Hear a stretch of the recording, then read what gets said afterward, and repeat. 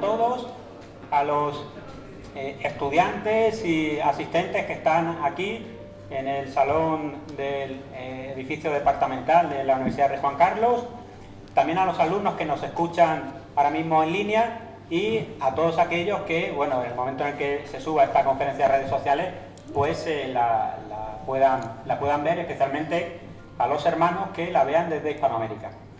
Hoy nos hemos reunido esta mañana para hablar sobre leyenda negra y geopolítica española. Este evento es una actividad que se enmarca dentro de la labor del grupo de investigación LIMES, un grupo de investigación en Derecho, Fronteras y Migraciones que se acaba de constituir en la Universidad Rey Juan Carlos y que está dirigido por el catedrático Ruiz, que tengo a mi izquierda. Como digo, la actividad se titula Leyenda negra y geopolítica española y está ideada al abrigo de la visita a España del profesor argentino Marcelo Gullo.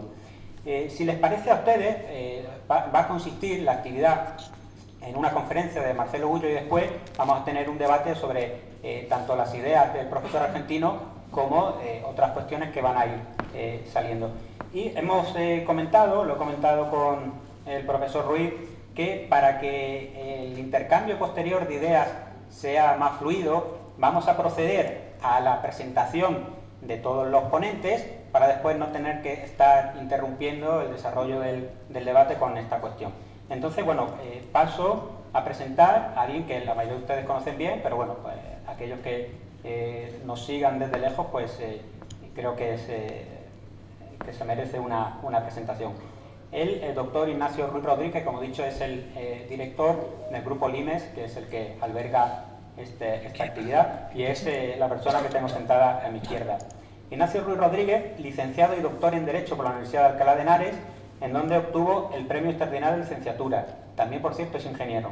Actualmente ejerce el cargo de catedrático de Historia del Derecho y de las Instituciones en esta casa, la Universidad Rey Juan Carlos, e igualmente es, como hemos dicho, el director del grupo de investigación LIMES. Forma parte también del comité editorial de la revista de Derecho de la Cultura y, bueno, ha impartido numerosísimos cursos, seminarios, ha escrito obras. Aquí simplemente por la temática que nos convoca esta mañana he resumido algunas de sus actividades, especialmente en Hispanoamérica.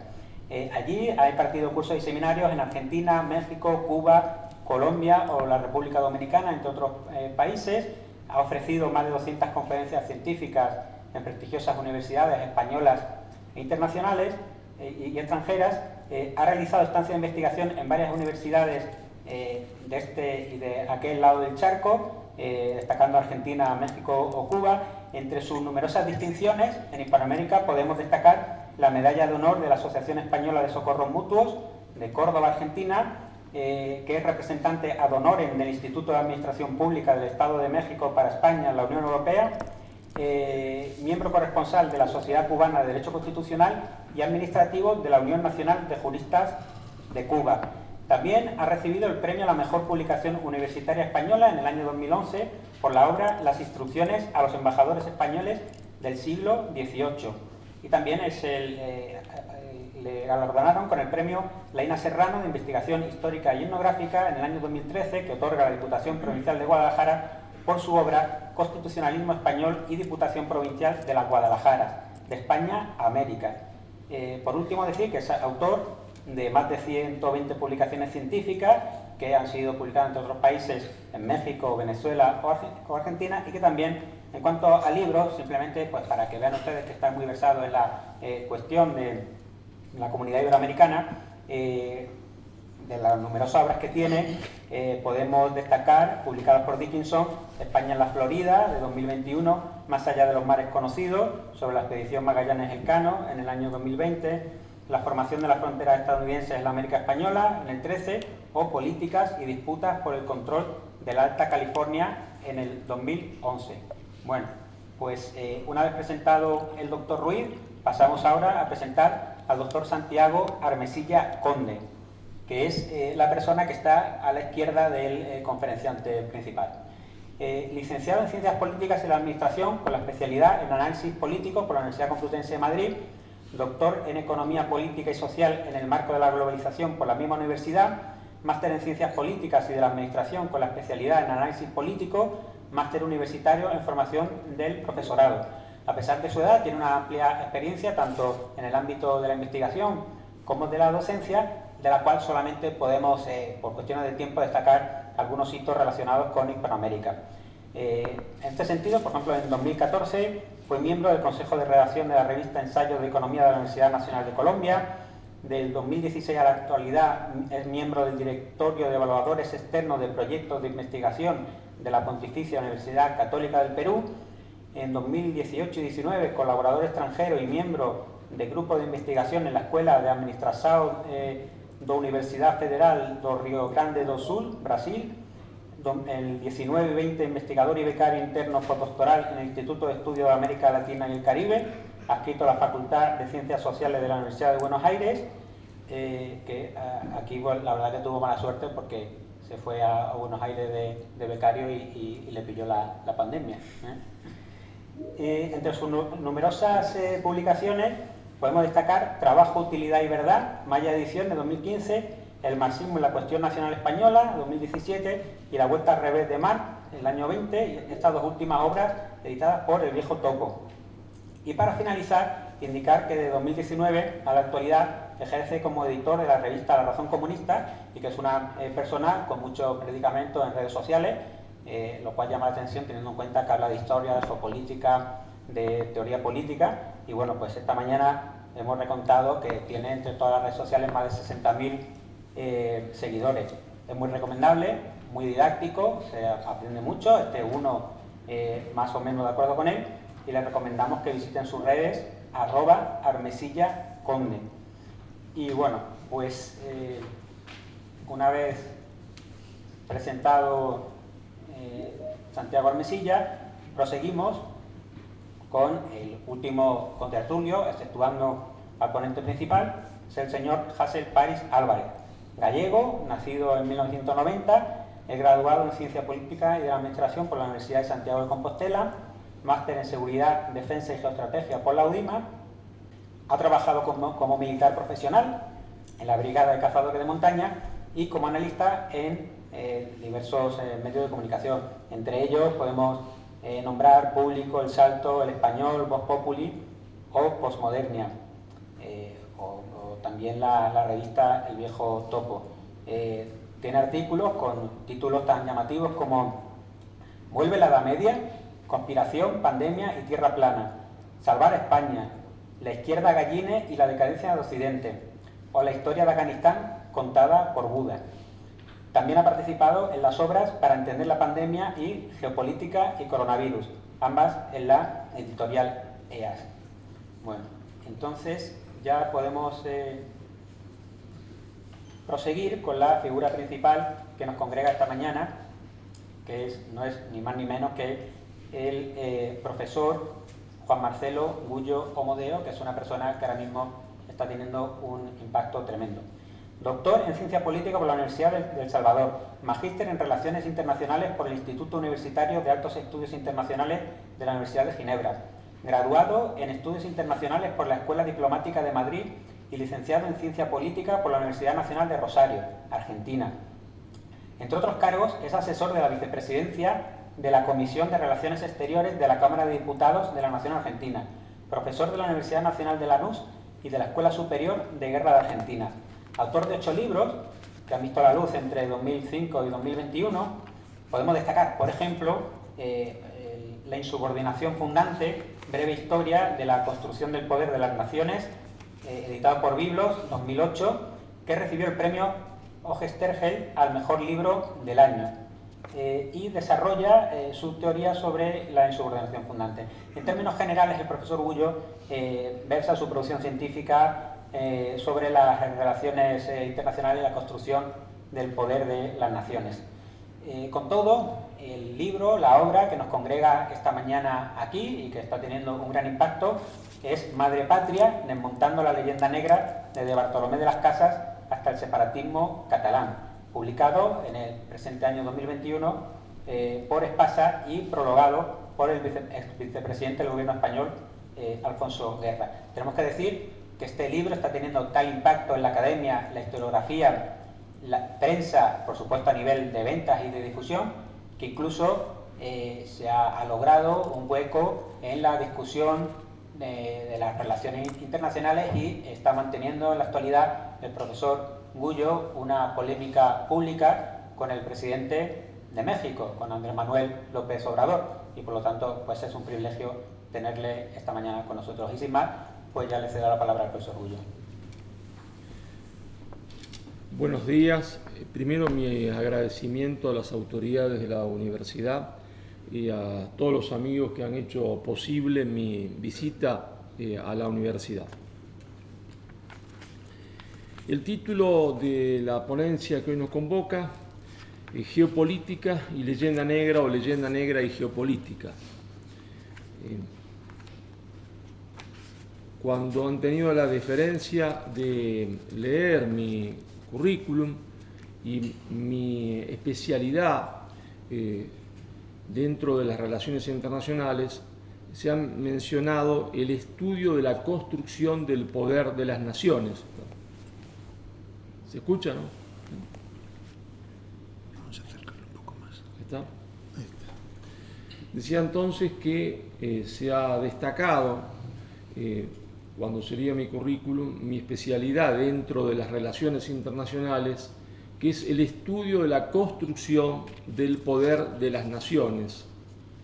Y justamente la leyenda negra fue central en la construcción del poder británico y fue un elemento central en la desconstrucción del poder español. Esto es un dato fundamental de la historia de las relaciones internacionales que suele pasar desapercibido a la mayoría de los estudiosos de las relaciones internacionales como ciencia. Es decir, el hecho clave es que la leyenda negra es, según mi criterio, según mi hipótesis de trabajo, el elemento central de la construcción del poder británico y el elemento central de la desconstrucción del poder español. Esto implica entonces entender primero qué fue la leyenda negra. La leyenda negra fue una acción geopolítica imperialista, llevada a cabo por Gran Bretaña, si bien Gran Bretaña no la crea, la toma de Italia y la toma de Holanda. Inglaterra no crea la leyenda negra, pero la convierte en política de Estado. La leyenda negra es cierto que nace en Italia, pero en Italia era una anécdota de un pueblo que sentía en el fondo envidia a España porque ese pueblo descendía de Roma directamente y no estaba ese pueblo protagonizando los acontecimientos históricos. En Holanda toma un cariz religioso político, pero es en Inglaterra donde se convierte en política de Estado. Es decir, repito, fue una acción geopolítica imperialista. Esto nos lleva a tratar de definir qué quiere decir imperialista. Y acá vamos a recurrir, ¿no es cierto?, a el padre de las relaciones internacionales como teoría científica, como ciencia. Puede decirse casi sin discusión alguna que las relaciones internacionales como ciencia tienen dos padres fundadores. Uno es Hans Morgenthau, el alemán Hans Morgenthau, y el otro es el francés Raymond Aron. Hans Morgenthau, que huye del nazismo primero a Suiza, está en la Universidad de Suiza, en Ginebra específicamente, después pasa por España para terminar siendo profesor en la Universidad de Chicago, donde va a tener como colega en la Universidad de Chicago a Milton Friedman. Y entonces es interesante recurrir a Morgenthau para ver qué entiende él por imperialismo cultural. Entonces dice Morgenthau, una de las principales estrategias de construcción del poder de las naciones, de un Estado es el imperialismo cultural. El imperialismo cultural, es decir, la comunidad de naciones o la sociedad de naciones o el sistema internacional, que son conceptos distintos, pero hablemos genéricamente, está integrada por distintas naciones. Las naciones no son iguales unas a otras porque uno le intenta imponer su poder a otra. Puede imponerse el poder por la fuerza, estamos delante de un imperialismo militar o subordinación militar. Pueden crearse artilugios económicos, estamos delante de una subordinación económica, y puede crearse una subordinación cultural ideológica, lo que Morgenthau llama específicamente imperialismo cultural, que consiste en que un Estado A, ¿no?, le hace creer a la élite política de un Estado B una determinada ideología, una determinada filosofía, para que el Estado B haga lo que quiere el Estado A sin necesidad de que el Estado A se lo diga. Inglaterra no puede vencer a España en el campo militar. Una vez producida la reconquista española, la construcción de la unificación, inconclusa porque faltaba Portugal en 1492, el descubrimiento y liberación de América, la conversión de Inglaterra al protestantismo, la única provincia del Imperio Romano que se pasa de bando. Todas las otras regiones que fueron parte del Imperio Romano permanecen fieles a Roma, menos Inglaterra. Inglaterra necesita derrotar a España y encabezar la historia de la humanidad. No lo puede hacer militarmente, se muestra incapaz de hacerlo, y ahí inventa la propaganda política, la subordinación ideológica cultural, para tratar de convencer a las élites del mundo, pero principalmente a la élite hispanoamericanas, que en realidad eran la única parte del mundo, si exceptuamos, se entiende, al Asia con China y la India, donde en ese momento todavía Europa no tenía mucha relación y el África no existía en materia de relaciones, de poder. Y entonces la estrategia británica de subordinación cultural, fundamentalmente de las élites hispanoamericanas, va a tener 4 partes o 4 patas. La primera va a ser la hispanofobia, crear la hispanofobia en las élites hispanoamericanas, y para eso, después nos vamos a extender en esto, la prédica de la leyenda negra, que repito, Inglaterra no la ha creado, ha nacido en Italia y Holanda, pero la convierte en política de Estado. La segunda estrategia británica de subordinación, todas ellas no estudiadas desde las relaciones internacionales, el único autor que las ha estudiado y escrito es el que habla, entre otras cosas porque las universidades norteamericanas e inglesas no tienen ningún interés en que estas cosas se discutan, ninguno, porque es poner sobre la mesa el hecho de que Inglaterra fue y es un Estado imperialista y los Estados Unidos fue y es un Estado imperialista. Y tampoco a la izquierda actual española, que está completamente subordinada ideológicamente y que sirve a los fines del imperialismo anglosajón, parece interesarle esta discusión. Entonces, Inglaterra, la primera cosa que le interesa en esta estrategia de subordinación cultural es la prédica de la hispanofobia, crear odio a España en Hispanoamérica. La segunda es la prédica del libre comercio, que yo he explicado en 2 libros, La insubordinación fundante, breve historia de la construcción del poder de las naciones, y en el libro Insubordinación y desarrollo, las claves del éxito y el fracaso de las naciones, en ambos libros.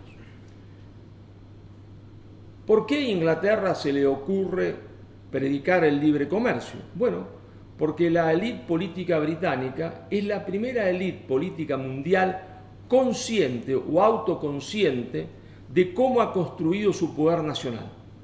Comúnmente las élites no reflexionan cómo han construido el poder nacional. La élite británica es autoconsciente de cómo ha construido su poder nacional. Sabe que su poder nacional lo ha construido a partir del más feroz proteccionismo económico que conoció la historia de la humanidad. Sabe que ella misma es la cuna de la intervención del Estado en la economía. ¿Cómo fue esto? Bueno, tendríamos que hacer un seminario, pero vamos a tratar de resumirlo en un par de minutos. En realidad, el proceso industrializador moderno nace en Holanda y Bélgica, lo que en ese momento se llamaban los Países Bajos. Ahí nace la industria de punta, que era en ese momento histórico, en el siglo XVI, la industria textil, que era como si hoy hablásemos de la industria de tecnología de punta en California, Silicon Valley y compañía. Nace en los Países Bajos. Nace en los Países Bajos. El porqué tiene sus razones. Primero, porque ahí estaba el capital financiero. Segundo, porque ahí desembocaba el río Rin, que era como una especie de gran autopista, con lo cual era fácil llevar mercaderías por esa gigantesca autopista acuática, ¿no es cierto?, hasta toda la Europa central, porque no había ferrocarril y las cosas se movían a caballo o en carreta. Entonces la forma más fácil de llevar mercaderías era utilizando esa gigantesca autopista que era el río Rin y sus distintos afluentes. Podía hasta conectarse con poco trabajo hasta el Danubio, haciendo un transbordo. No nos interesa mucho eso ahora, porque no iríamos del tema. Lo cierto es que si uno viaja en el túnel del tiempo y ve a la Inglaterra isabelina, la Inglaterra de Isabel I de Inglaterra, ¿qué es lo que ve? Ve que los ingleses eran los argentinos de Europa, es decir, eran los estúpidos de Europa.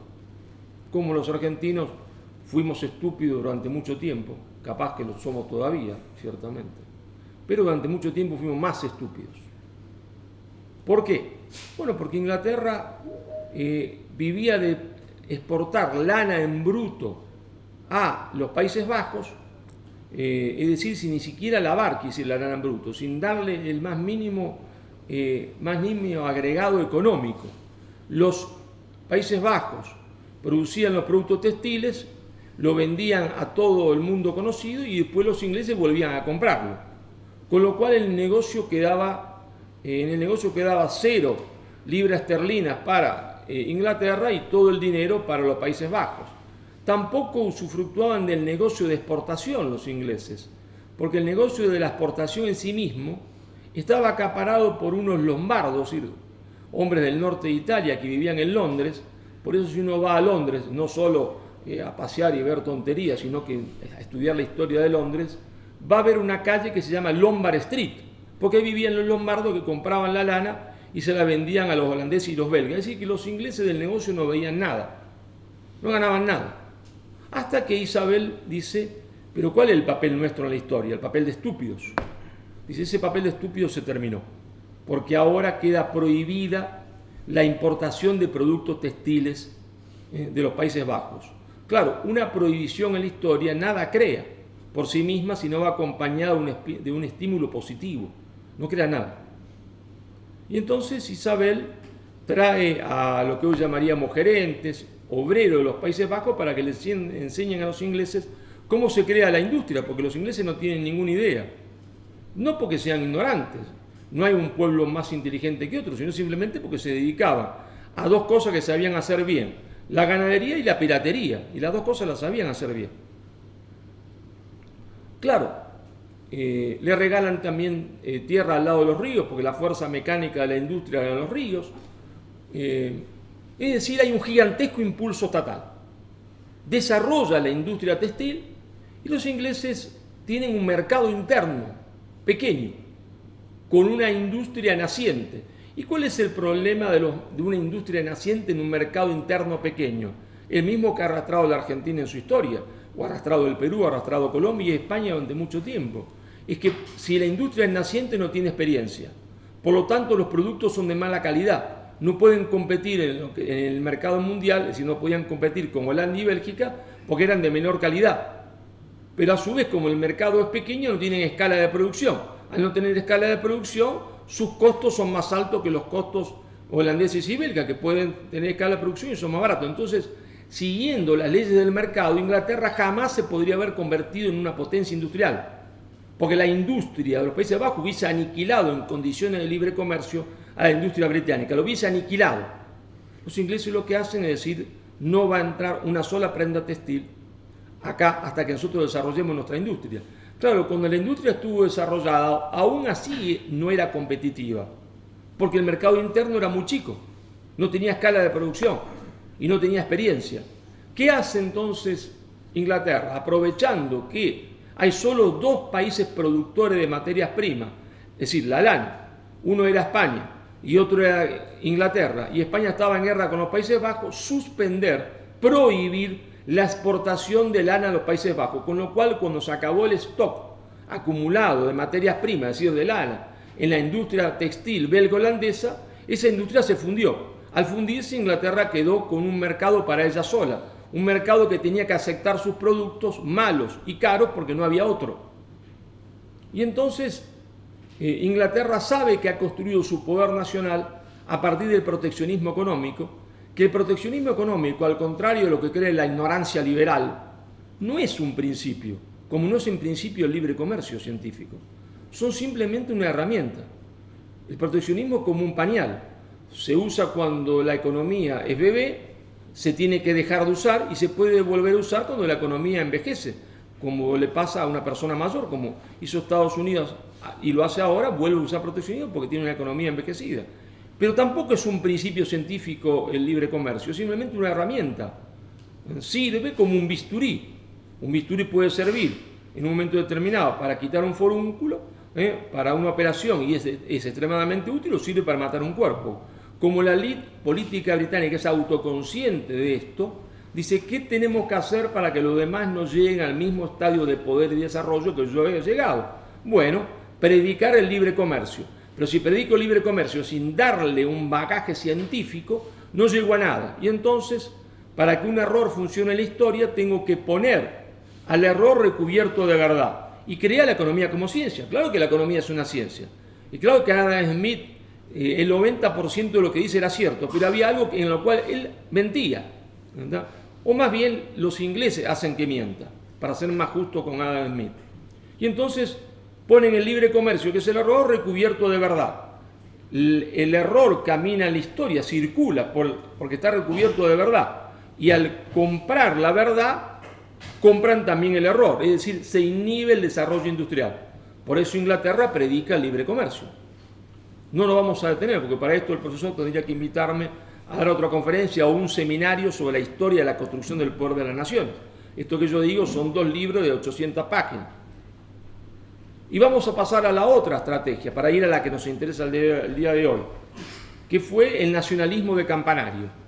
Es decir, hacerle creer a las repúblicas hispanoamericanas recientemente independizadas que cada una había existido como entidad ontológica desde siempre, que había existido el Perú desde siempre como una ontología o como una cuestión metafísica, que había existido el Ecuador, Chile, cuando ninguno se llamaba a sí mismo en la guerra de la independencia, ni peruanos ni ecuatorianos, y de hecho se entiende el primer hombre que gobierna en los destinos del Río de la Plata, don Cornelio Saavedra, nacido en el Alto Perú, en la actual Bolivia, en Potosí, y el primer presidente del Perú sería hoy un ecuatoriano nacido en Cuenca, que fue Lamar. Es decir, nadie se preguntaba esas cosas, y el director supremo de las Provincias Unidas del Río de la Plata, con sede en Buenos Aires, era un arequipeño peruano, Álvarez Thomas. Pero a nadie le parecía importar, porque era como si alguien dice qué importancia tiene que el jefe del gobierno sea andaluz, sea gallego, y da igual. Nadie se le ocurría preguntar eso porque las distintas partes eran como provincias, ¿no?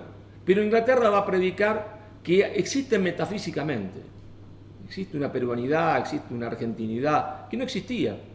Claro, las construcciones artificiales tienen que tener un contenido de verdad, pero si el contenido no es verdad, no existe, hay que crearlo. Y entonces Inglaterra va a crear y va a ser la madre de 2 guerras horribles y fatales.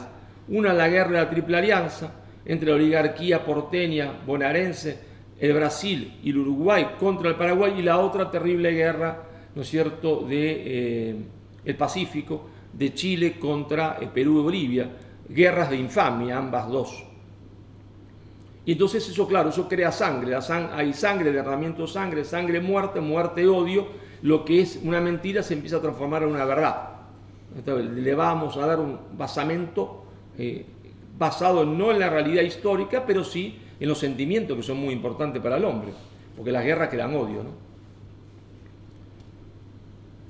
Pero estas 4 estrategias, comenzamos por una primera que no hemos hablado, que es la que hoy nos concentra, y que fue la madre de todas, que fue la madre de todas y que fue la principal, es decir, la hispanofobia, el odio a España, y para el odio a España, la leyenda negra. Es decir, que yo comencé diciendo, fue una acción geopolítica imperialista. ¿En qué sentido? En el sentido de Hans Morgenthau, en el sentido que Morgenthau decía, la acción de un Estado A tendiente a convencer a las élites de un Estado B para que hagan lo que el Estado A quiere sin necesidad de que se los diga.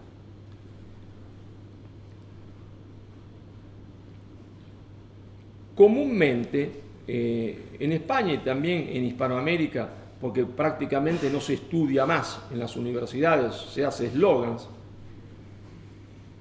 se cree, ¿no es cierto?, que la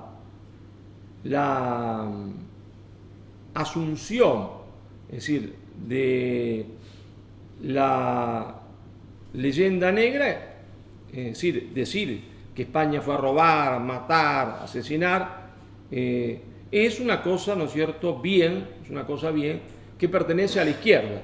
Entonces yo soy de izquierda y tengo que estar en contra de la conquista española de América. También se cree por ignorancia, ¿no es cierto?, por pura ignorancia, que si soy derecha tengo que estar a favor. En realidad, la crítica a la leyenda negra no tiene que ver ni con la derecha ni con la izquierda. La leyenda negra, como vamos a comprobar, en Hispanoamérica era predicada por los sectores más recalcitrantes de derecha, no de izquierda. La izquierda se va a hacer negro legendaria muy tardíamente, en el siglo XX. Los que eran pro leyenda negra y negro legendario eran los hombres de derecha recalcitrantes, las oligarquías más recalcitrantes de Buenos Aires y Caracas eran negro legendaria, la izquierda no. Claro, Inglaterra no quería la leyenda negra, la toma de Italia, la toma de Holanda, la convierte en política de Estado y la convierte en la obra más genial del marketing político británico, del marketing político en la historia de la humanidad, no solo británico, en la primera fake news de la historia. Ahora, ¿que esto puede ser comprobado? Bueno, claro, puede ser comprobado científicamente porque estamos en una universidad. Y en una universidad, si bien nosotros no podemos exponer todo, yo les invito a que después, ¿no es cierto?, ustedes lean el libro, porque yo no puedo resumir el libro en 1 hora ni en 2 horas, ¿no es cierto? Acá los datos están en el libro. Yo simplemente pongo disparadores para que ustedes después lean el libro para ver si las hipótesis están comprobadas o no. Pero tratemos de por lo menos dar un pantallazo de la comprobación de esas hipótesis y usemos 2 cosas, los datos duros y la opinión. ¿Está? Comencemos por la opinión.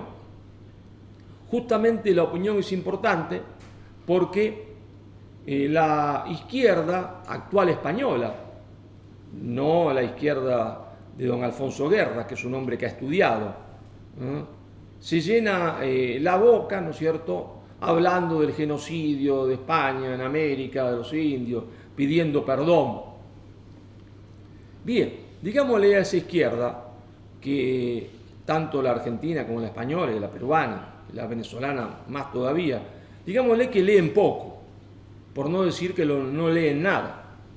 Si no, encontrarían, ¿no es cierto?, a José Carlos Mariátegui, que la izquierda de la América del Sur y ha siempre considerado el padre del marxismo indoamericano por su capacidad de reflexión, y vaya que la tenía Mariátegui. Mariátegui dice, no, están equivocados. España no lo mueve el oro y el poder, no, porque para los españoles, dice Mariátegui, algo que causa horror hoy a la izquierda. La leyenda negra es la conquista española de América, es la continuación de la reconquista. Esos hombres son precapitalistas, están en el medioevo, no están movidos por el afán de lucro, no saben nada, le dice Mariátegui a ustedes, no saben nada. Dice, el que dicta la ley, a pesar, se entiende, de las aberraciones que pueda cometer uno u otro conquistador, el sentido de la historia, dice Mariátegui, no lo marca el sacerdote, dice Mariátegui, no han estudiado nada. Para ellos es la continuación de la reconquista, no les interesa en el fondo el oro ni el poder, aunque lo pueden buscar, como en toda comunidad, conjunto de hombres, hay hombres que violan, otros que asaltan, otros que se enamoran de una señorita o se atraen por ella. Lo que guía el curso de la historia, se entiende, es el sentido misional. Eso lo dice Carlos, lo dice Mariátegui, se entiende, desde el materialismo histórico, desde el marxismo más puro. Pero por otro lado, si bien Mariátegui está en esa línea marxista de un marxismo indoamericano, se va a pegar en los últimos años de su vida a la internacional, es decir, más ligado a Moscú. Veamos la otra línea del marxismo, porque el marxismo en ese momento tenía dos grandes líneas principales, había más, pero dos grandes autopistas, la stalinista, ¿no es cierto?, y por otro lado la troquista. Veamos qué decía un autor troquista sobre este tema, que es Jorge Abelardo Ramos. Jorge Abelardo Ramos, Mariátegui peruano, Abelardo Ramos argentino, dice, no hay leyenda negra, la leyenda negra es una falsedad histórica completa, es una creación de Gran Bretaña, no porque existe la leyenda rosa, porque las acciones de los hombres siempre tienen lo que tienen todos los hombres, millones, se entiende, de barbaridades, millones, se entiende, de acciones negativas, porque está compuesta por hombres que no son ángeles, pero la leyenda negra es falsa. Por eso dice Jorge Abelardo Ramos, las potencias enemigas de España se lanzaron al libro de las casas como la mosca a la miel y realizaron innumerable cantidad de ediciones en Holanda, en Gran Bretaña, de un libro que era un libro carísimo. ¿Por qué carísimo? Porque el libro estaba ilustrado. Y al estar ilustrado, lo que eleva hoy también el precio de un libro son las fotos o las ilustraciones, ¿no? Sin embargo, el libro se vendía como pan caliente, porque todo el mundo podía comprarlo porque era extremadamente barato. ¿Y cómo un libro caro era extremadamente barato? Nadie se pregunta eso. ¿Cómo es posible que un libro caro, este libro vale 22 euros? Y si el libro costase 5 euros, nadie se preguntaría, ¿por qué cuesta 5 y no 22? ¿Quién paga la diferencia? Es decir, alguien está queriendo que el libro se venda. Alguien está pagando la diferencia para que el libro se convierta en una herramienta política, es decir, en la herramienta principal de la subordinación cultural, de aquello que Hans Morgenthau llamaba imperialismo cultural. Eso era Gran Bretaña y Holanda, que subvencionaban la publicación, distribución y venta del libro. Pero si quieren otro marxista, para mí uno de los más profundos de Hispanoamérica, Hernández Arregui, en varios libros que recomiendo, La formación de la conciencia nacional, El ser nacional, Imperialismo y cultura. Dice Hernández Arregui, el libro de las casas no es un libro, es un librito, un libelo, no tiene ningún fundamento científico. Luis Alberto Sánchez, el segundo hombre del partido aprista en el Perú, partido que estuvo ubicado mucho tiempo en la izquierda, hasta la llegada, hasta el segundo gobierno de Alan García, se dedica a mostrar cómo se entiende de las casas, miente de forma absoluta. Entre ellos dice, pero si la casa tiene razón, la cantidad de indios que se mataban por minuto no serían posibles de conseguir hoy con una ametralladora automática. Imposible, dice. No dan los números, ¿no? Y destroza el libro de las casas, Luis Alberto Sánchez. Pero ahí todavía estamos en materia de opinión. Opinión de Abelardo Ramos, opinión de Luis Alberto Sánchez, opinión de Mariátegui, opinión de Arregui. Son importantes porque son hombres de la izquierda, los más representativos y lo mejor que produjo la izquierda hispanoamericana. No tautológica, repetidora, se entiende, de lo que pasaba en Europa. Eran hombres con cabeza propia. Pero estamos en el plano de la opinión. El plano de la opinión en la ciencia pesa poco. La ciencia solo puede tener datos duros, no opinión. No. Opinión no. Datos duros. Vamos entonces a los datos duros. Y hagamos también, ¿no es cierto?, una composición del lugar de qué era Mesoamérica a la llegada de Hernán Cortés. Y observamos que había un estado único o una nación. No. Observamos que había una nación o estado opresor que había conquistado por la fuerza y oprimido a distintas naciones. La nación opresora, la nación azteca, que no representaba más que del 10% de la población, y las naciones oprimidas, como los tlaxcaltecas, que conformaban el 90% de la población. Ahora bien, si había una relación de nación opresora y naciones oprimidas, ¿qué o cómo se ejercía ese imperialismo azteca? Es decir, le quitaban a los pueblos que habían conquistado horas de trabajo, plusvalía. No. Bueno, otra cosa que hacen los imperialismos es robarle a los pueblos sometidos a las materias primas. ¿Le quitaban materias primas? No. ¿Y entonces qué le quitaban? Bueno, lo que le quitaban eran vidas humanas. Le quitaban vidas humanas porque los aztecas montaron un sofisticado estado, una sofisticada cultura. Ayer me contestó un catedrático de Princeton, diciéndome que yo estaba equivocado porque los aztecas habían montado una sofisticada cultura, dijo este catedrático de Princeton. Claro, es cierto. Y un sofisticado estado, es cierto. Los aztecas conforman, crean y mantienen una sofisticada cultura y un sofisticado estado, una sofisticada cultura de la muerte y del asesinato y una sofisticada estado dedicado al genocidio planificado y sistemático.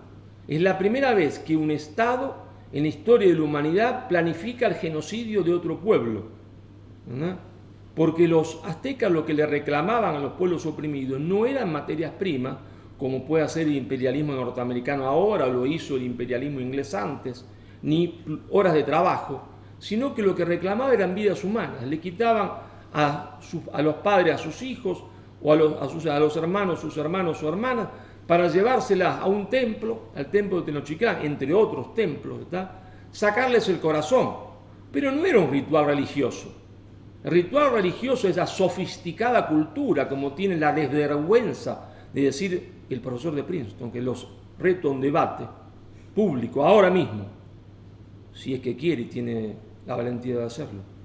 Esa sofisticada cultura que extraía de forma magnífica el corazón para levantarlo, se entiende, y exponer a los dioses, en realidad encubría una cosa atroz. Encubría que no se trataba simplemente de un ritual religioso. Encubría que después los cuerpos descuartizados eran llevados a carnicerías para que sean, se entiende, vendidos y comprados por la casta sacerdotal y por la nobleza, no por el pueblo que no participaba de ese festín goloso.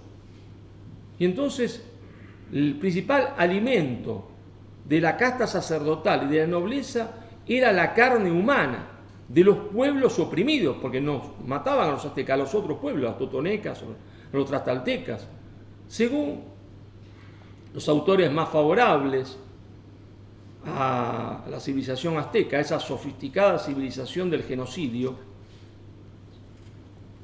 como Prescott, los aztecas asesinaban 20.000 personas por año. Pero él dice, bueno, hay autores que dicen que son 150.000. Y él no se atreve en el libro a decir que sus autores están erróneos. Dice, bueno, mis cálculos son de 20.000. Otros hablan de 150.000. Pongamos un promedio, para no exagerar, en 150.000 y para no irnos a la baja con 20.000, porque Preston es un hombre favorable al Estado azteca, y pongamos 80.000, que es el promedio. Pero si yo digo 80.000 y no digo que el único estudio serio de la población existente en América fue hecho por Rosenblatt, y que él dice que en Mesoamérica no podía haber más de 4 millones de habitantes, entre 3 y 4 millones de habitantes, ¿no? 80.000 habitantes por año es una enormidad gigantesca. Si yo la multiplico por 10, da, ¿no es cierto?, 800.000. Y si eso da 800.000, ¿no? Ya no sé ni multiplicar, ¿eh? Tengo que ir de vuelta a la escuela primaria. Da 800.000, y si la multiplico por 3, da 2.400.000 personas, ¿no? Menos mal, zafé matemáticas, si no ya me quitaban el doctorado y me mandaban de vuelta a la escuela primaria. 2.400.000 personas, se entiende, asesinadas en un genocidio sistemático. Esos son los datos duros. Los datos duros es que Cortés, con apenas 300 hombres, aunque fuese un genio militar como Alejandro el Magno, Napoleón Bonaparte, se entiende, o Julio César, no podía conquistar el Imperio Azteca, que tenía un ejército profesional de 300.000 hombres entrenados para la guerra, que conocen el terreno, como los talibanes conocen Afganistán, pues esos son invencibles, ¿no? Y 300 hombres no podían contra ese ejército. ¿Qué es lo que acontece? Acontece una cosa muy sencilla, que Cortés le dice a los pueblos oprimidos por los aztecas, señores, acá hay una contradicción principal. ¿Qué es lo que diría Mao Zedong? ¿Cuál es la contradicción principal? Se preguntaría Mao Zedong. La contradicción vida o muerte. No la contradicción explotado-explotador. Porque la primera es vida o muerte. Si me quitan la vida, me quitan todo. Si puedo vivir, puedo tener una oportunidad de ir a la segunda contradicción y superarla o librarme de la segunda contradicción. Pero la primera contradicción es vida o muerte. Todos los años me quitan miles y miles de personas para asesinarlas y me están haciendo un genocidio, es decir, están eliminando mi pueblo. Entonces Cortés le dice, miren, señores, el genocidio se va a acabar, voy a mandar yo. Eso es una contradicción secundaria. La contradicción principal para ellos es vida o muerte. Entonces dicen, marchamos con Cortés. Y Cortés junta un ejército de 300.000 indios para derrotar al imperialismo más sanguinario de la historia de la humanidad, que era el imperialismo antropófago de los aztecas, ¿verdad? Por eso decía Vasconcelos, el más importante pensador, a mi criterio, de México, del México moderno, que fue rector de la UNAM y que fue el primer ministro de Educación de la Revolución Mexicana, la conquista la hicieron los indios, no los españoles, porque había 300 españoles y 300.000 indios. La conquista la hicieron los indios y la independencia la hicieron los españoles. Entonces Cortés no conquista México, Cortés libera México, es decir, Mesoamérica, para ser preciso científicamente, del imperialismo más sanguinario de la historia de la humanidad. Detiene un genocidio, un genocidio sistemático, que hubiese acabado con los pueblos, se entiende, periféricos, porque eran como vacas o cerdos para los aztecas, para la casta sacerdotal azteca, para la nobleza, no para el pueblo azteca. El pueblo azteca no tenía nada que ver con eso. El pueblo azteca, a su vez, diría Marx, estaba en relación de dominación con las clases dominantes, que era la casta sacerdotal y la nobleza. Por eso el pueblo azteca no quiere combatir contra los otros que van a tomar Tenochtitlán, porque no tiene por qué combatir, porque es un estado, se entiende, totalitario con ellos mismos, donde le quitan a las mujeres como si fuesen juguetes, y porque lo hacen trabajar como esclavos, porque no había comunismo ni socialismo, había propiedad de una persona que era el emperador, que hacía trabajar a los otros gratis, solo para la subsistencia se le daba de comer. Entonces ellos tampoco presentan resistencia. porque las fuerzas que rodean Tenochtitlán para ellos también son una fuerza liberadora. Pero lo curioso de esta historia, y comprensible por otra parte, es que los pueblos oprimidos, después de 35 años de haber soportado un Estado genocida, un Estado que realiza un genocidio sistemático, tienen sed de venganza. Y yo también lo hubiese tenido. Si a mí me hubiesen quitado a mi hijo, a mi esposa, o a mi padre, o a mi hermana, cuando entro a Tenochtitlán, lo que quiero es destruir de una vez y para siempre a todos los aztecas, exterminarlos. Pero Cortés dice que no, les para la mano, dice no, venganza no. No podemos eliminar al pueblo azteca, que en el fondo tampoco tiene nada que ver con el tema. La culpa la podría tener en todo caso la nobleza y la casta sacerdotal, más la casta sacerdotal que la nobleza. Y dice acá empieza una historia nueva, historia nueva, y no va a haber, se entiende, genocidio ahora de los aztecas como ellos cometieron con ustedes, no. Estos son datos duros, irreversibles, de los cuales el profesor de Princeton no quiere hablar. No quiere hablar porque cada vez que se hace una excavación para construir o ampliar una línea de metro en México, encontramos paredes gigantescas como esta.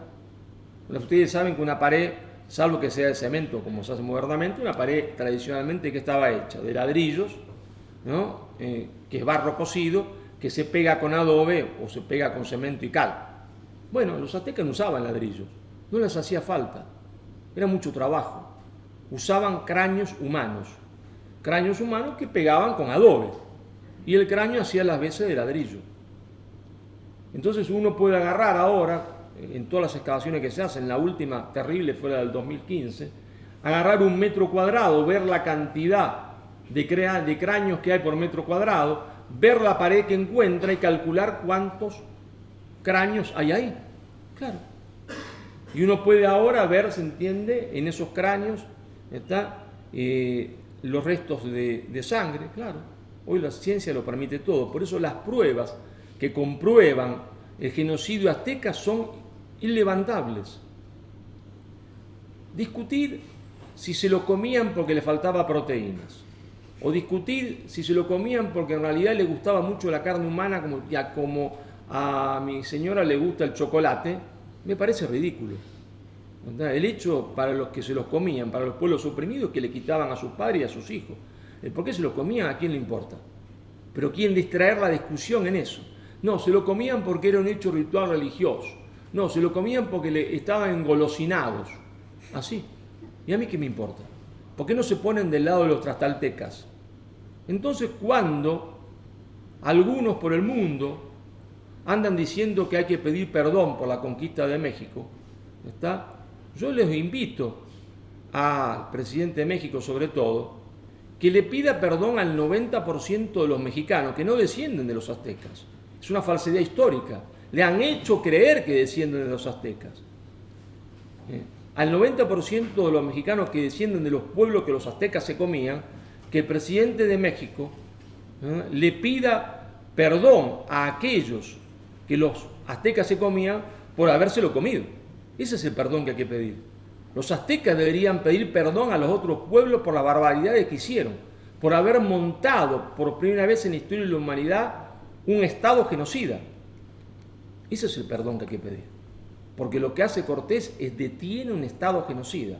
Y entonces el presidente de México en su discurso, me llamó la atención, porque es la primera vez que en un discurso, por lo menos que yo conozca, puedo equivocarme, que un presidente hispanoamericano en un discurso crucial, según él, a toda la nación, nombra a un insignificante profesor del fin del mundo, que soy yo, un insignificante. Parece ser que el libro no es tan insignificante, que es como un misil que ha dado una línea de flotación. Y entonces, en ese discurso, él dice, bueno, se empieza a enredar cuando me cita. Bueno, dice que eran como muchas naciones oprimidas, en realidad son menos. Empieza a nombrarla, llega a una cifra y se para, y se da cuenta que está llegando a la cifra que yo digo, y se para. ¿No? Y dice, bueno, pero en realidad sí, puede tener razón, dice que Montezuma era un tirano. Pero lo que vino después fue terrible. Bien, yo le contesté en una carta. Veamos lo que vino después, teniendo en cuenta siempre, como decía Mao Zedong, cuál era la contradicción principal, ¿no? Se termina el genocidio sistemático. Entonces él dice, murieron millones por los virus, las pestes. Murieron muchos, es cierto. Pero el único estudio serio de población lo hace Rosenblatt. Nadie se ha atrevido a desafiarlo nunca, porque fue el estudiador el más serio de todos hasta el día de hoy, ¿no? Y él dice, no murieron las cifras que dicen ustedes que murieron, ¿no? Y murieron por virus que se traían del viejo mundo, porque los del nuevo mundo no tenían anticuerpos, eso no fue una política, pero a su vez los del viejo mundo no tenían anticuerpos de los virus que había en el mundo y también morían de otras cosas. Y entonces, si no hubiese habido conquista, hubiesen muertos cuando hubiese llegado el primer turista español a Cancún. Es ridículo lo que dice, porque eso fue una cosa que era no posible de ser evitada. Distinto a los ingleses, que distribuyeron frazadas con virus de viruela en uno de los inviernos más crudos de la historia a los indios en América del Norte. Eso fue una política de Estado. Pero después, ¿qué vino? Dice él, fue terrible, había explotación de clase. Muy bien, había explotación de clase. ¿Y qué quería que hubiese? ¿Se puede saber? ¿Alguno había hecho una revolución socialista para que no hubiese explotación de clase? ¿Alguno había hecho un estado de bienestar para que no hubiese explotación de clase? ¿O se disminuyeron? ¿Qué ridiculez dice? Comparemos cuál era la situación en Inglaterra para ver dónde había más explotación de clase. Eso sí es científico. Y comprobamos que en la Inglaterra, que nadie se atreve a criticar, pero ahí están los libros de Dickens, ¿no? ¿Por qué nadie lee los libros de Dickens? Sí están ahí, donde Dickens describe lo que era la situación social en Inglaterra, ¿no? Donde los obreros eran obligados a trabajar 14 o 16 horas en la fábrica hasta morir, donde trabajaban niños de 8 años en las minas. Pero es que las personas trabajaban en la fábrica porque querían trabajar en la fábrica. No querían trabajar en las fábricas. Nadie le explica esto a los muchachos jóvenes. Entonces, ¿por qué trabajan en la fábrica? Muy sencillo. Porque los ingleses han hecho la reforma para quedarse con las tierras de los campesinos, expulsarlo de las tierras, expulsarlo de las tierras, y entonces obligarlo a ir a las ciudades. Pero los ingleses son personas bien inteligentes para la maldad, porque a continuación de que los expulsan de sus campos con la excusa de la reforma, pero Enrique había sido el protector del catolicismo y había estado en contra de la reforma, pero tenía que quedarse con las tierras, ¿no? Y las tierras bien valían un cambio. A continuación ponen una ley.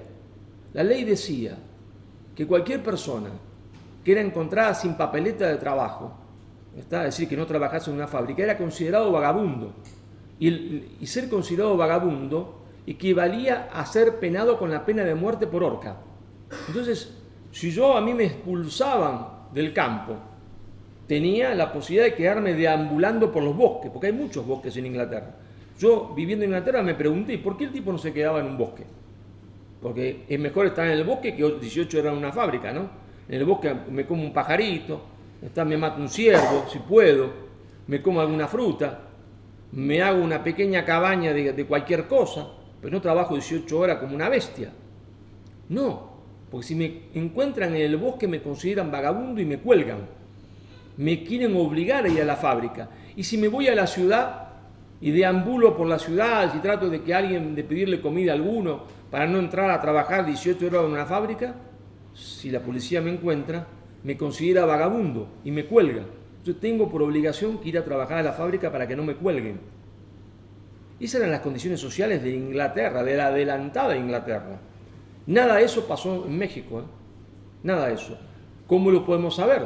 Por la descripción del hombre más negro legendario de la historia, que fue Humboldt. Humboldt odiaba a España y al catolicismo. Va a México y dice, señores, las condiciones sociales de México son lo que nunca hemos visto en la historia en Europa. Las diferencias sociales de clase y de explotación no tienen nada que ver con las que acontecen en Alemania o en Inglaterra o en Francia. Hay hospitales gratuitos, cuando no existían en Europa. Hay universidades donde el 60% tiene beca, aunque sean hijos de campesino o artesano, y donde hay indios, ¿se entiende?, y mestizos, ¿no? Estos son los datos duros, ¿está? Estos datos duros comprueban entonces que La Leyenda Negra es la obra más genial del marketing político británico para destruir, se entiende, destruir al imperio español, para crear la idea, se entiende, de que hubo relación metrópoli-colonia, cuando esa relación metrópoli-colonia la mayoría del tiempo no existió. Existió en un pedacito del tiempo, eso es cierto, pero la mayoría del tiempo no existió. Y cuando trató de ser impuesta, que fue con el período borbónico, la sinergia anterior hacía que se intentar convertir a las indias en colonia se ralentizase, no tuviese la aceleración que ellos querían porque no podían por la sinergia anterior, pero sí existió. Y tiene que ver con lo que va a pasar después en 1810. Pero el hecho es que Inglaterra consigue su objetivo, crea la hispanofobia, ¿no es cierto? Le hace creer a la población indígena del Perú, para poner otro caso, a la población indígena de Ecuador, de Bolivia, que las tierras se las quitaron los españoles. Bueno, la tierra se la quitaron los muchachos en la época de la República, porque aplicaron el Código Napoleónico porque eran unos vivillos y dijeron entonces se acabó la propiedad comunal porque en el Código Liberal no hay propiedad comunal.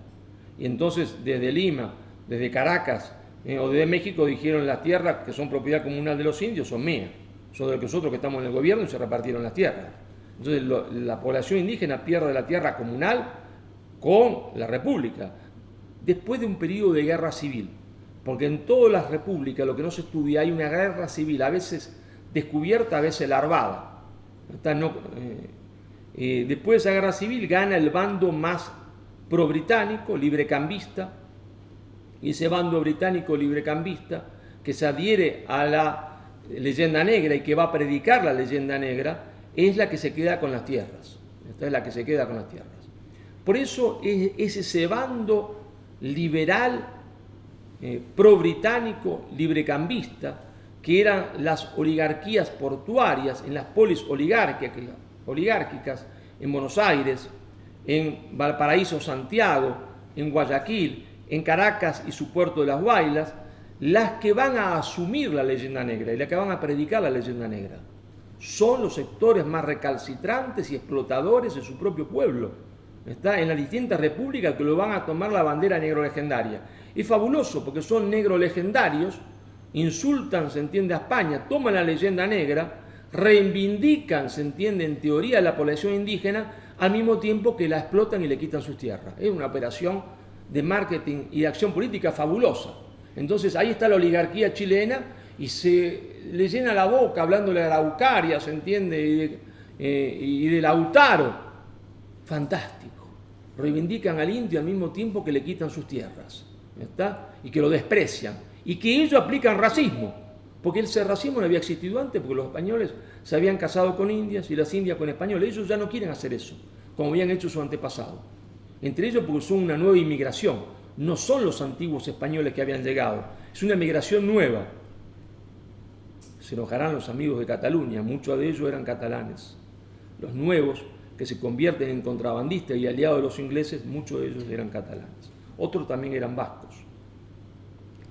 No por casualidad, los dos nacionalismos de campanario que fomenta Inglaterra en la península, como fomenta el nacionalismo de campanario portugués, que termina separando a Portugal en 1640 de la península, porque muchos de los que llegan a Buenos Aires, que van a ejercer el contrabando y que van a ser neurolegendarios, son portugueses. Son portugueses. Y entonces esa leyenda negra tiene ya los dos ingredientes de la geopolítica. Un Estado imperialista que la utiliza como herramienta del imperialismo, de su imperialismo cultural, pero que no puede hacer nada si no tiene un soporte local. El soporte local es la alianza entre Inglaterra y las oligarquías locales, alianza que se ejecuta convirtiendo a Hispanoamérica en simple productor de materia prima para el mercado mundial. Eufemismo o ignorancia del economista, porque el mercado mundial no existe. Es insignificante. El gran mercado es Inglaterra, es decir, en proveedora de materia prima al mercado británico. y incorporación de productos industriales sin posibilidad alguna de ensayar un proyecto industrializador, como el que había hecho Inglaterra y como el que están llevando a cabo las colonias independizadas de los ingleses en América del Norte, porque conocen a su mamá. Saben que su mamá aplicó el proteccionismo económico y por eso están realizando una insubordinación fundante. Rechazan la ideología de subordinación que es el libre comercio, aplican proteccionismo hasta que después se conviertan en librecambistas, claro, porque es una herramienta nada más. Ellos están realizando una insubordinación fundante en el norte y nosotros subordinándonos en el sur y separándonos, separados y comenzando a tener odio entre nosotros para que nunca más podamos reconstruir la unidad. Porque los ingleses saben que reconstruida la unidad es un estado-continente que va desde el Río Grande a la Tierra del Fuego. Y entonces ese estado-continente en cualquier momento podría ser una insubordinación fundante, convertirse en un estado industrial y ser la gran potencia del mundo. Inglaterra tiene que impedir eso. Y los hombres para impedir eso son las oligarquías locales que predican la leyenda negra al mismo tiempo que idealizan al indio en los libros, lo maltratan en la realidad. Lo maltratan en la realidad, lo oprimen en la realidad, le quitan las tierras. Ellos son los que le quitan las tierras. Entonces ese tándem, oligarquías portuarias, Inglaterra, es lo que va a estructurar la geopolítica de toda Hispanoamérica, la geopolítica en realidad mundial, porque lo único que importaba en ese momento era Hispanoamérica. El África no existía como mercado y va a existir recién China a partir, ¿no es cierto?, del 1848 con la Guerra del Opio. Por otra parte, convendría decir, ¿no?, que los ingleses, cuando se quedan con China, aunque nunca fue China formalmente británica, era una colonia británica, Sun Yat-sen decía: nosotros, no siendo colonia de ningún país europeo, somos colonia de todos, somos una hipercolonia, decía Sun Yat-sen, el creador del Kuomintang, Partido Nacional y Popular. Y entonces los británicos instalados en sus casas, como les gusta siempre el verde, ponían un cartelito que decía: prohibido pisar el césped, chinos y perros. Los chinos no se olvidan de eso, conservan todavía el cartelito para que todos los chinos lo vean. Prohibido pisar el césped, chinos y perros. ¿Alguien puede imaginar a la reina de Inglaterra, la reina Victoria, diciendo lo mismo que Isabel la Católica? Que se casen, decía Isabel, españoles con indias e indios con españoles. ¿Alguien puede imaginar a la reina Victoria diciendo que se casen ingleses, británicos con chinas y chinos con británicas? Prohibido pisar el césped, perros y chinos, porque no eran ni siquiera personas para ellos. Y esa decisión de Isabel la Católica, la decisión clave, fundante, hace que no exista imperialismo español en América. Porque cuando hay mestizaje, cuando el que llega se mezcla con el que está ya no es posible aplicar imperialismo y superioridad de una raza sobre otra. Si es que al mestizo se le permite llegar al máximo, se entiende, estandarte en el ejército y en la cultura. Y el ejemplo que eso fue así, ¿quién es? El Inca Garcilaso de la Vega, que era trilingüe, hablaba y escribía latín, hablaba y escribía quechua, era hijo de una ñusta, una princesa inca y un soldado español, y hablaba, se entiende, y escribía español. Y italiano también, porque tradujo la Divina Comedia. Y fue soldado del ejército y peleó porque quiso, igual que el hijo de Cortés. Entonces, no hubo imperialismo español en América, hubo imperio, que es un concepto distinto, que yo explico en el libro y los invito a que lo lean. Con esto vamos a ir cerrando porque el tiempo de exposición se termina. Le agradezco a todos muchísimo la atención que me han prestado. Le pido siempre disculpas a la audiencia por mis expresiones, si han sido por algunos dolientes y por mi manera efusiva de expresarme, pero el libro está escrito también desde la indignación y desde la razón política. Indignación porque me indignan las mentiras y solo la verdad nos hace libres, pero eso sería un libro de historia y solo sería una discusión historiográfica. Está escrito desde la razón política, que es lo que me indigna, porque el auge del fundamentalismo indigenista, que no quiere decir la no reivindicación de los derechos sociales de nuestros hermanos indios, que tienen que tener todos los derechos que se merecen, como decía González Prada en el Perú, no es una cuestión biológica, es una cuestión social. Una cuestión social. Había que ser propietario de la tierra, tener justicia social. Ese auge del fundamentalismo conduce inexorablemente a una nueva fragmentación territorial de las repúblicas hispanoamericanas. Entonces, existirá una república guajira, una quechua, una aymara, una mapuche, y entonces cuando eso exista, seremos aún más insignificantes en el concierto de las naciones, porque seremos segmentos anónimos del mercado mundial, fácilmente controlables y dominables por el nuevo actor de las relaciones internacionales, que es el capital financiero internacional, que quiere estaditos y no grandes estados para que nadie se oponga a su ley del zorro libre en el gallinero libre. Muchísimas gracias.